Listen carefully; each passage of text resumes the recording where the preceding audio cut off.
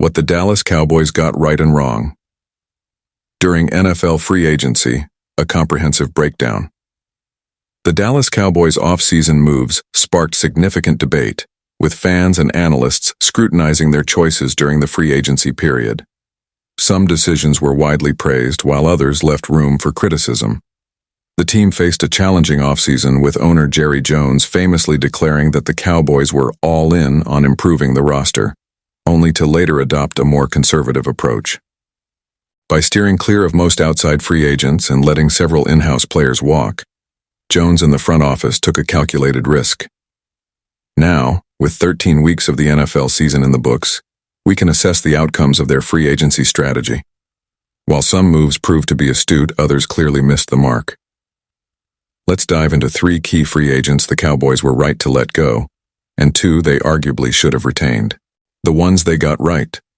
One of the most debated departures was Dorance Armstrong. Stephen Jones once likened Armstrong to Randy Gregory, a comparison that seemed overly optimistic at the time. Fast forward a few seasons, and Armstrong has indeed proven his value, though perhaps not at the level required to justify his hefty new contract. After signing a 3-year, $45 million deal with the Washington Commanders, Armstrong has been solid, with 25 tackles and 3.0 sacks in 12 starts this season. However, he hasn't delivered the production expected of a $15 million per year player. Meanwhile, the Cowboys have gotten comparable numbers from Carl Lawson at a fraction of the cost, vindicating their decision to let Armstrong go.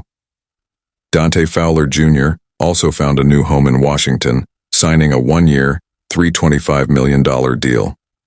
Fowler has exceeded expectations, contributing 30 tackles, 8.5 sacks, and even a defensive touchdown in 13 games. While his production would have been a boost for Dallas, especially early in the season when Micah Parsons was sidelined with an ankle injury, the Cowboys' financial priorities lay elsewhere.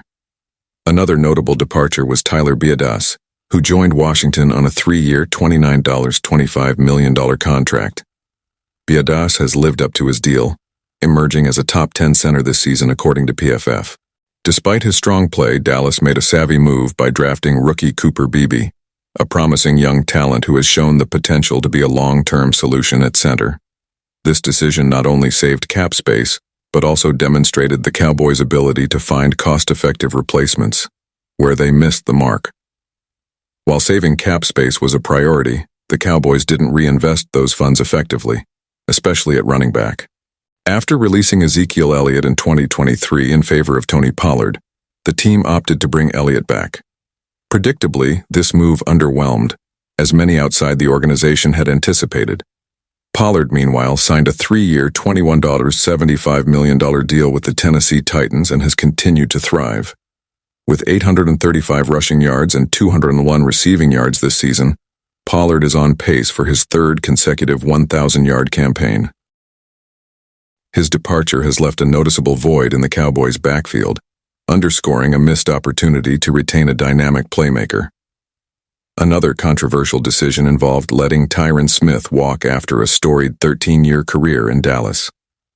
Smith, a cornerstone at left tackle, had struggled with injuries, missing 38 games over his final 4 seasons with the Cowboys. While his departure was understandable, the jury is still out on his replacement, Tyler Guyton.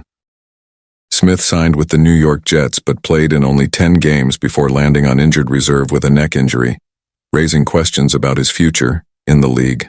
Looking ahead, the Cowboys' approach to free agency this year highlighted their preference for financial prudence and long-term planning. While they successfully avoided overpaying for several players, their reluctance to address key needs, such as running back depth, has left gaps that could haunt them in the postseason.